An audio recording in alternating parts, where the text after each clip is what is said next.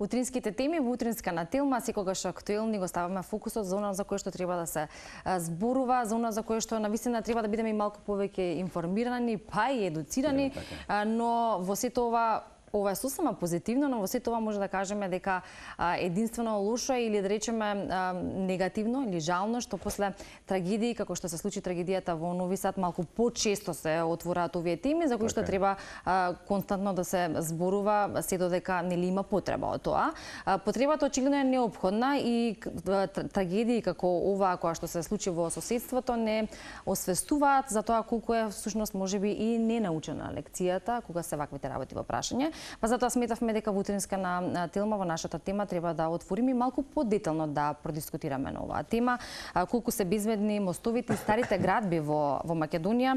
Експертската фела во нашата земја ќе рече дека во Македонија градбите се квалитетни, пропусти има, но сепак никој не може да гарантира целосна безбедност. Ке зборуваме малку повеќе за ова подетално од еден стручен аспект со нашиот почитуван гостин денес. Така е. Професор доктор Горан Марковски и декан на Градежниот факултет. Прво ќе дадеме аплауз за нашиот професор за тоа што секој пат сте конзистентни практично и во овој ваш мандат на Градежниот факултет. Ова јавно ќе кажам дека никој пат не само што не сте одбиле можеби гостување по медиумите и кај нашите колеги, туку секој пат свесно и рационално сакате да ги истакнеме можеби овие теми и кажавте можеби зад камерите професор Горан дека можеби во минатото и не се отвара можеби вакви дискусии околу градежништвото, архитектурата и генерално. Меѓутоа убаво спомена Ивана, трагедијата, вистина ќе кажеме дека отвори едно ново поглавје во дискусија за безбедност и транспарентност на инфраструктурни проекти не само во Србија и кај нас, а јавноста очекува дали одговорност и решенија и превенција меѓу другото на вакви можеби катастрофи во иднина. Претпоставам дека и вам ви беше некаков внатрешен аларм целата оваа трагедија која што за жал нели во моментот се уште некако можеби е и број еден тема во Македонија и во регионот. Добро утро и добро ни дојдовте. Добро утро, благодарам на поканата. Да, со задоволство секогаш гостувам во Телма.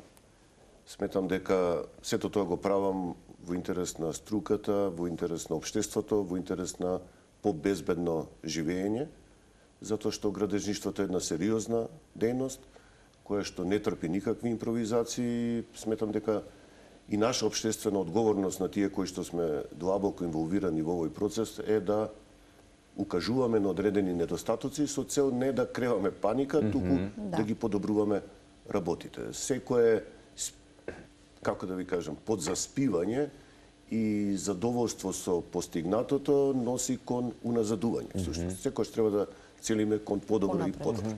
Декадентност можеби во целиот процес. Целта е секоја се помислува напред и ние мораме да одиме напред и со знаења, и со искуства, и со технологија на материјали, и со учење на стари лекции и така натаму. Така е, да, и како што спомнавте, токму во такви подзаспивања многу брзо знаат да не разбудат вакви за жал трагедии или она на пример кое што и кај нас го имавме како предизвик или со кое што се сочувавме минатата година со мостот Белацица, кога тогаш повторно ни бевте гостин, па ги отворавме повторно овие прашања, изборувавме за тоа, никако сме навикнати после некое случување да се фокусираме на овие теми, иако како општество па и нели во наша земја треба малку повеќе да се говори, особено со стручњаци и професионалци како што сте вие. Па да почнеме со ред. Она кое што го спомена во мојата најава е дека по информациите веднаш по трагедијата со нашите експерти, меѓу кои бевте и вие, за градбите во Македонија имаме стари градби кои што велите дека се квалитетни, но секогаш може да се најде по некаков пропуст. Добро рековте, треба да се гледа напред, но ако погледнеме на она што е најризично или за она на кое што би требало да се поработи, ако збориме во однос на реконструкција и проверка, што е она на кое што вие би се фокусирале, а се работи за кај нас? Така. Не постои градба која што во себе не содржи одреден степен на ризик. Се разбира, тој треба да се сведе во оние граници кои што се толку мали да практично во текот на експлоатацијата на објектот не би требало да се случат последици со некакви несакани ефекти како што еве ова беше за жал во Нови Сад. Да.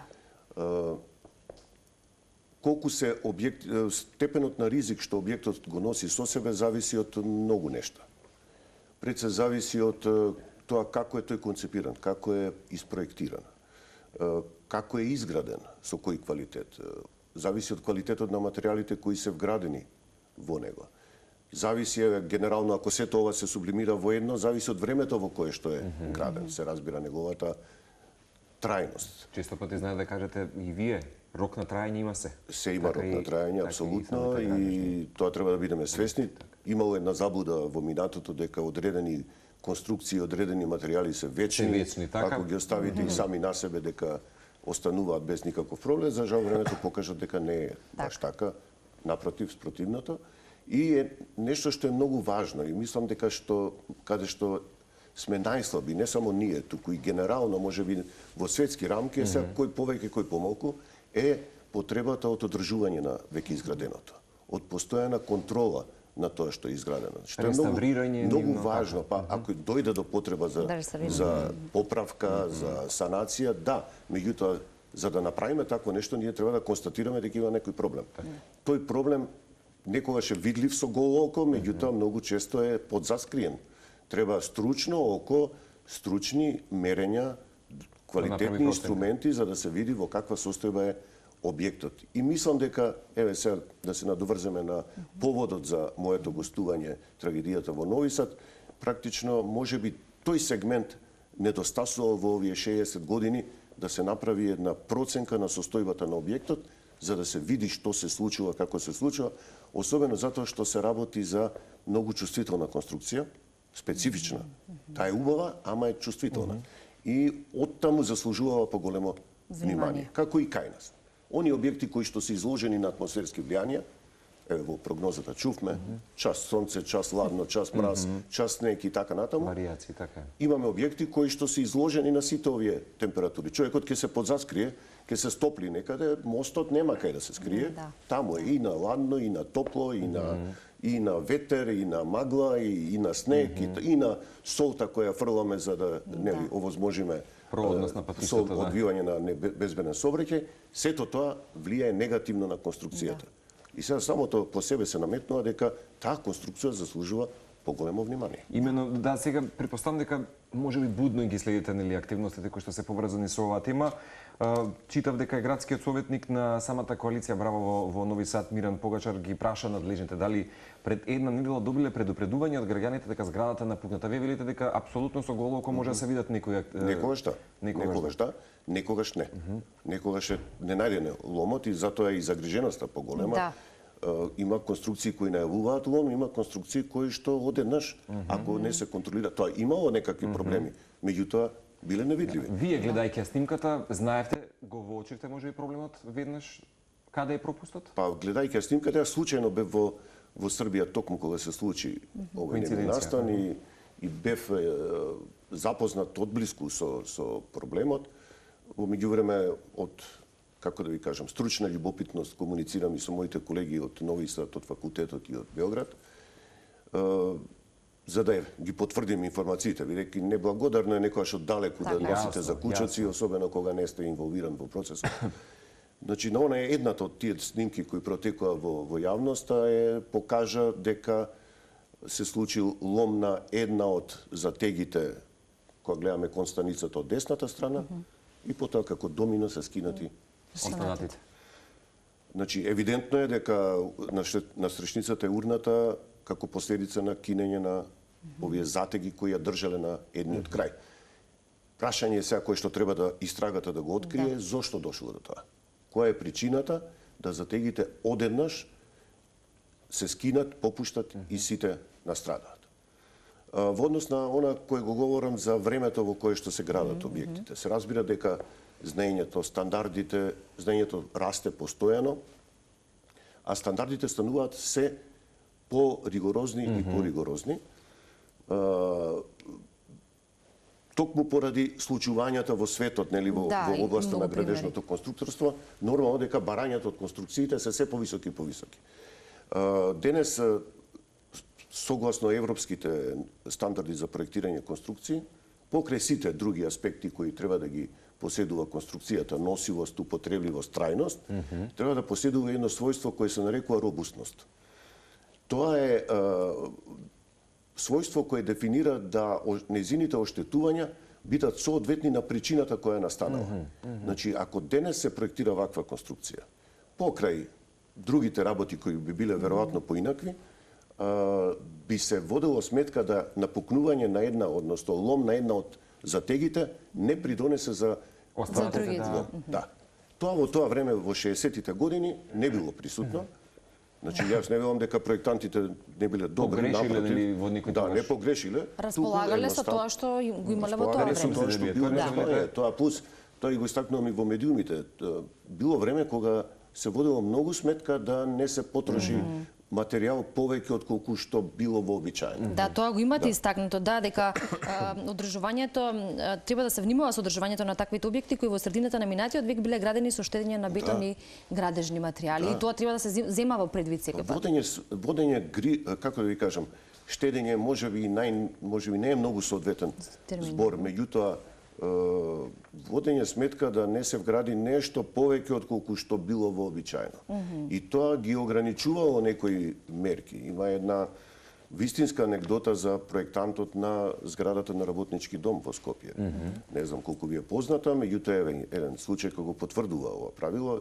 За прв пат градежниот конструктор во таа висока зграда, за тоа време највисока во државата, во Македонија, употребил еден систем на армирано-бетонски ѕидови, јадро околу лифтот и околу скалите. Некој констатирал дека тоа се коси со нормите на однесу на проектирање, не со стандардите, со нормите во тој усвоени период, во тој период и дека се потрошило непотребно материјал. Човекот дури е осуден за тоа и го спасил Скопскиот земјотрес. Зградата останала читава, без никакви оштетувања. Тогаш е констатирано дека тој добро постапил, практично. Тоа е една интересна анегдота која може би го отсликува времето. Знаете како, контекстот е многу важен. Ние некои процеси од минатото не можеме денес да ги прифатиме без да размислиме, да анализираме во каков контекст биде Така е. случај. И очигледно потребни се луѓе во градежништвото кои што ќе гледат малку понапред во едината, како овој прагматични пример. да бидат, така е. Кои што го спомнувате во однос на визионерство за тоа каде оди градежништвото, што е она кое што е потребно. Ако зборуваме за секое поле или за секоја професија, треба да се гледа малку понапред. Тоа би било и дел од превенција. Апсолутно, мислам, без стручен кадар Да. не може се. Ние колку и да имаме напредок во технологијата, нели, вештачка интелигенција, не знам што, без стручен кадар кој ќе може сите тие податоци да ги анализира, да донесе заклучок, затоа што, верувајте, не е едноставно да донесете заклучок дали некогаш е евидентно дека има некој проблем, меѓутоа некогаш проблемите се скриени. Убаво кажате, секогаш постои некаков мал ризик. Диагностика на пациент, само што овде уште полоша, бидејќи пациентот на докторот му кажува овде ме боли, вака ми се врти, не ми се врти и така натаму. Мостот молчи, медиците молчат, не кажуваат ништо, а треба вие сами да откриете. За тоа треба не само опрема, туку треба знаење и искуство. И оттаму ова вие што го кажавте, континуитетот на генерациите, на преносот на генерацијскиот пренос на знаење е многу битна работа. Ова јас што го кажувам за 60-тите години, јас сум го чул од моите професори. Сум го видел некаде, сум го прочитал. Ако имаме дисконтинуитет, тогаш останува празнина и новите што ќе дојдат немаат од каде да учат. Имено, професор Горан, би сакал да прашам, бидејќи некако се отвара секој пат темата, има да каже, доста градби во Скопје се буквално и пред земјотресот, меѓутоа, по Скопскиот земјотрес, дали пристапот кон градбите се менува и која би била можеби вашата оценка за градбите некогаш и градбите по 63-та? Апсолутно, Скопскиот земјотрес предизвикал катарза во градежништвото и во општеството како целина. Интересно исто да се напомене дека од 48 година постоеле стандарди за проектирање на конструкции во кои што биле пропишани сеизмички сили за пресметка на конструкциите. Меѓутоа интересно е што никој не го користел тоа. Значи е многу интересен податок. Значи од 45-та постае ослободувањето до 63-та нешто малце словенците, нели? Пак словенците имале некакви употреба стандарди ги користеле, меѓутоа во ниеден дел друг на бивша Југославија како се пренебрегнал фактот дека може да има земјотрес.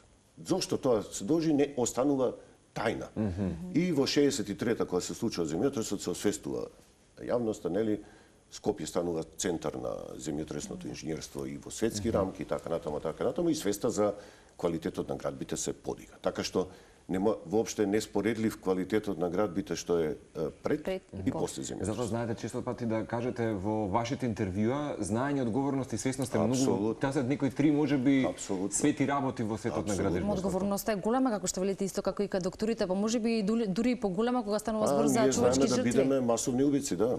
Со лоши градби ние знаеме да бидеме масовни убици, што е голема одговорност, меѓутоа затоа треба да постои свест кај нас.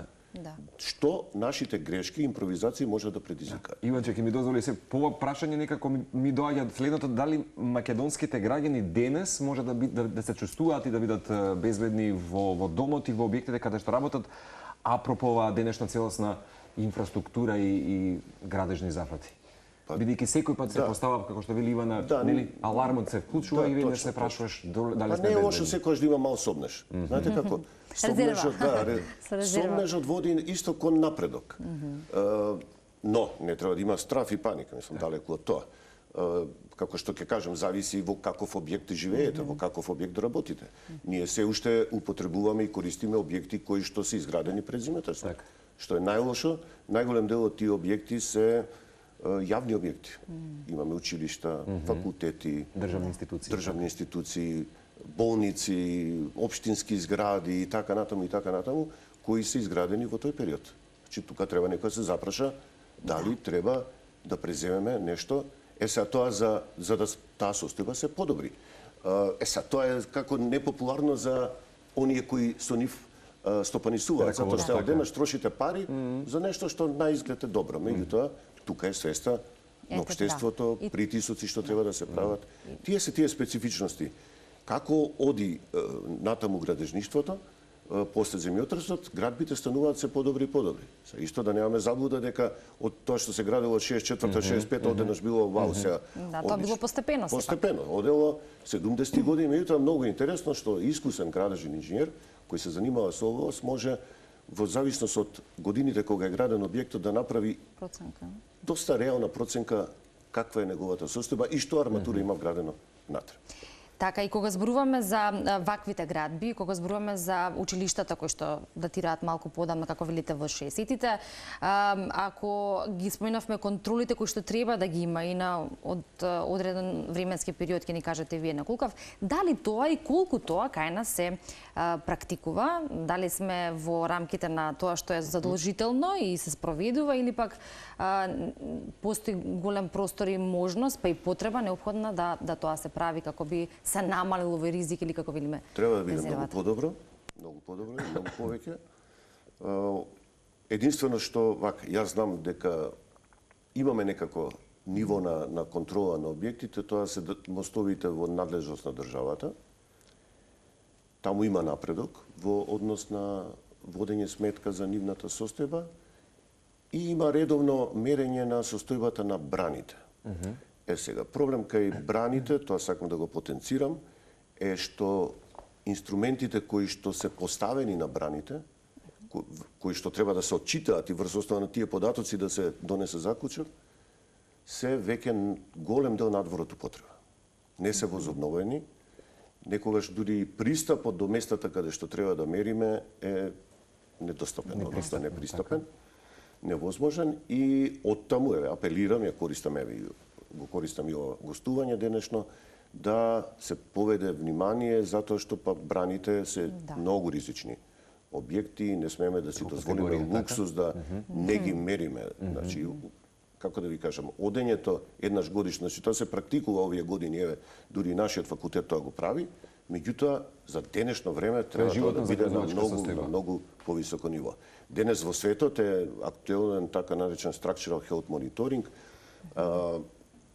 постојан мониторинг на состојбата на конструкциите и сите посериозни, поризични објекти, дали има поголеми распони, дали поголеми висини, дали се движи возот, мостот, воз со голема брзина и така натаму, се инструментирани постојано се следи нивната состојба, значи во реално време, како што велат. Да. И оттаму ништо не се препушта на случајот. Бидејќи знаете како се работи за скапи објекти, се работи за многу сериозни објекти кои што можат да предизвикаат катастрофи. Што попречува редовната контрола кога зборуваме за времето Свеста. конкретно? Свеста мислам дека попречува редовната контрола. Свеста дека се заметнува тоа, дека нема се е во ред. потреба, дека се е во ред.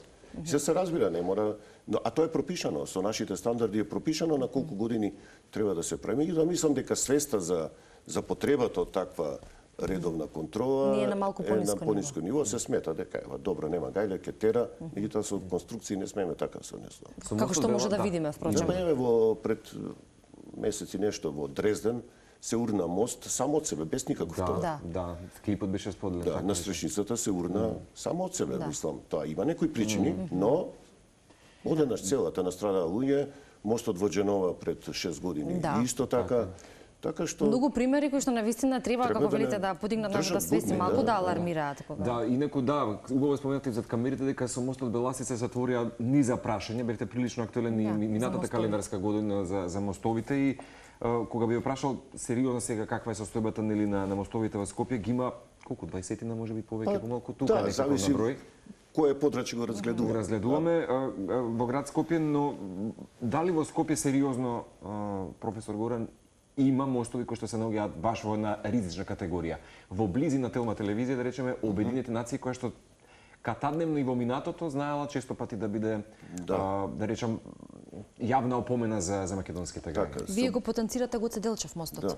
Се обидувам да бирам Бидејќи се зборови во одговорот на ваквите прашања, нели, да не ширам паника, како што сум обвинет дека сум познат паничар во градежништвото, но еве, да не збориме дека се ризични, да кажеме дека заслужуваат поголемо внимание. Односно контрола. Стручна и многу почеста отколку за други објекти кои што не е се забележани проблеми. Обединените нации е еден од нив, тој имал проблеми уште веднаш после пуштањето во употреба 68 година, се појавиле големи деформации во средното поле што е над реката Вардар. Тој и дури и саниран е со тоа што внатре пресекот на мостот е сандача, значи тој внатре има празнина. Меѓутоа сандачестите пресеци се незгодни што и да се случува внатре, ние ако не влеземе дознаваме многу доцна што е. Исто таков е и Беласица, исто таков и Гоце Делчев. И сега после тоа е саниран, значи вовлечени се кабли за преднапрегање внатре низ сандакот. Тие кабли се чувствителни на корозија. Сега ако внатре постојано имаме некаква средина со висока влажност, значи дека корозијата ќе напредува, односно ризикот од корозија е поголем. Затоа треба да се за самата шуприна, така како што споменавте. Проблем е што продира вода, значи хидроизолацијата не е добра, одводнувањето не е добро и продира вода и се полни сандакот. Кога се санираше Гоце Делчев во 2000 година, што не се извади однатре? Мислам, имаше пола метар кал внатре, од цевки од парно што течеле и така натаму и така натаму. Затоа бара редовна контрола. За овие исто и Гоце Делчев. Гоце Делчев е саниран во 2000 година затоа што деформациите, значи тоа е оној отклон во средината на распонот достигнал некои 37-8 сантиметри, што ги алармирало тогаш надлежните дека треба нешто да се преземе. И француската, мислам дека беше и донација од Франција, француската фирма Фресине, која е можеби фирма број 1 во делот на мостови, во подрачјето на мостовски конструкции, изврши санација. Сега нормално е дека после тоа ќе треба поголема контрола. Повторно ќе направиме една паралела со човековото здравје. Знаете, ако сте негде чувствителни, вие секако дека треба да посветите поголемо внимание, почесто да одите на контроли и слично. Така и собиектите. Чинам дека нели мостовите се една надлежност на град Скопје. Дали некој пат и дали денес градежниот факултет е вклучен можеби во некој пат беше вклучен, за денес не е вклучен. Мислам во овој период од нанасат неколку години не е вклучен. Го чувствувате можеби како мал пропуст истото да не сте вклучени, а би сакале? Не мора да биде градежен факултет вклучен. Важно е да има. Нека биде било кој вклучен, само да биде стручен и да тоа не се сведе на некакви формални контроли. Значи не претендираме ние од факултетот да биде факултетот. Нема добро градежништво ако само една институција е добра. Нема ние. Сметате ли дека имаме стручни лица доволно? И со подмладокот кој што веќе се помалку, а подмладокот ни е болна точка. Значи мора како општество да направиме напори да обезбедиме кадар за понатаму. Имаме многу објекти, сериозни објекти од инфраструктура, хидротехника, патишта, И конструкции. футуристички градби кои што веќе се Да, нели и за нив треба стручен кадар кој ќе ги одржува настрана градењето. Еве, ќе го изгради, ќе дое некој од надвор, ќе го изгради. Зашто исто не сум многу среќен, ама меѓутоа, а одржувањето не можеме од надвор да викаме фирма да ни одржува. И затоа треба да направиме напор тие деца да ги поттикнеме, дали со стипендии, дали со некакви олеснувања, да студираат струки кои што ни се неопходни.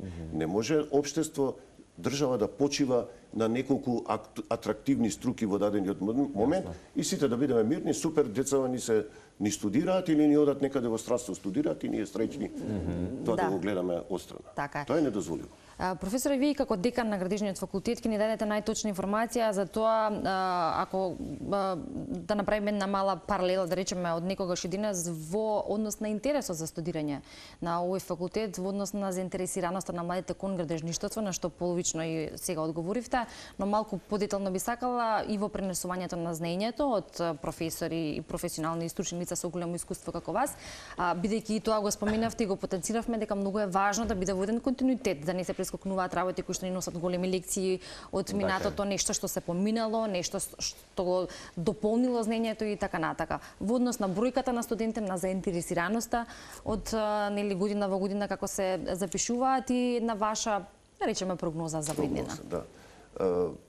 Оваа година градежниот факултет прославува 75 години од своето основање. По тој повод јубилеј, голем јубилеј, по тој повод имавме свечена академија, меѓународна конференција и подготвувајќи го говорот за свечената академија, така малку подлабоко навлегов во историјата на факултетот. Интересот за студирање на факултетот секогаш бил рефлексија од реалноста. Кога градежништвото било на цена, кога било се почитувало, кога се работеле големи проекти, после тоа ехото од тоа одел на факултет и бројот на студенти бил Значи многу огледална рефлексија. Моето време на студирање, тоа е 80-тите години од минатиот век, се карактеризира со огромен интерес. Ние бевме 450 бруцоши на градежен факултет, што е денес незамисливо, можеби дури и непотребно. Денес, како рефлексија на исто така збидувањата во општеството, намалување на бројот на млади и така натаму, денес бројот е далеку помал. Среќни сме што оваа година имаме 107, ќе бидам прецизен, кандидати, затоа што за секој се бориме да го добиеме и сочуваме. За разлика од лани кога имавме 80, од пред тоа 81, сега сме подобри, но не сме добри. Ние работиме, даваме се од себе за да бидеме подобри, да имаме континуитет во знаењето. Во однос на квалитетот на преносот на знаење, работиме со така наречена генерација Z, чии што потреби, сваќања се сосема поинакви од она што е претходно. И многу е покомплексно да се работи. Многу покомплексно, но ама ние не можеме и не треба да ги менуваме. И ние треба да ги инхибираме во нивните... Апсолутно, ние треба да им придеме, на најнеме начин да им придеме и од нив да извлечеме максимум, а потенцијал кај нив има огромен. Да, и тоа беше прашањето, дали има потенцијал, иако пристапот веројатно во денешно време треба да се смени за разлика од порано во целокупниот образовен систем, не само за факултетите како факултети, туку и почнувајќи од основното образование. Концентрацијата кај нив е многу мала. Ако третиот час предавање, тие се веќе готови. Немаат концентрација, губат. И затоа треба да се смениме. Значи, не може оно што било некогаш денес е промашено. Во време на брз технолошки напреток, дигитално време, не можеме да се враќаме назад. Познавајќи вашата ингениозност, доктор Горан, се надевам дека се обидовте и градежниот факултет ќе се обиде многу повеќе да инвестира во областа на научно-истражувачката дејност, која што е многу важна за вашиот факултет. Јас ќе ви посакам секако и овие денови убави златни да си ги поминете секако со студентите по малокот, кои што се надам дека и со овие гостувања ќе ги активираме да се Благодарам на вашите желби, да се обидуваме да бидеме актуелни колку што даваат условите. Имаме меѓународни соработки, имаме соработки со нашето стопанство, актуелни сме во областа на заштита на односно намалување на CO2 во воздухот и така натаму. Верувам дека правите. Наше е да се бориме. Не смееме да застанеме. Беше убаво да ви имаме искрено. Ви благодарам на поканата. Ви благодариме за присуството и за вашето време. Испративме порака за она кое што е потребно и неопходно да се прави, да се освестуваме за жал и од вакви ситуации, но добро е да се освестиме и контролите кои што се неопходни, стручните лица кои што треба да ги имаме и повеќе и постручни и помногубрени и се разбира сето она кое што е за општо добро, а вас како соговорник секогаш не е мило да ви имаме. Темите се многубрени и верувам дека ќе имаме следна прилика за средба. Благодарам на поканата, ми беше задоволство. Во моментот уште еден актуелен музички артист, вака ќе направиме едно музичко интермецо во нашата програма. Колеги од режија може да одиме со Јон Најди, именно тој доби одлични критики, одлични рецензии од Европа и светот, секако и од нашата подиме. Така што искрено уживавме јас и колегата Владче додека го снимавме во Централното градско подрачје. Така, убаво кротко момче кое што и акустично ќе ви донесе звук на утринска на Телма.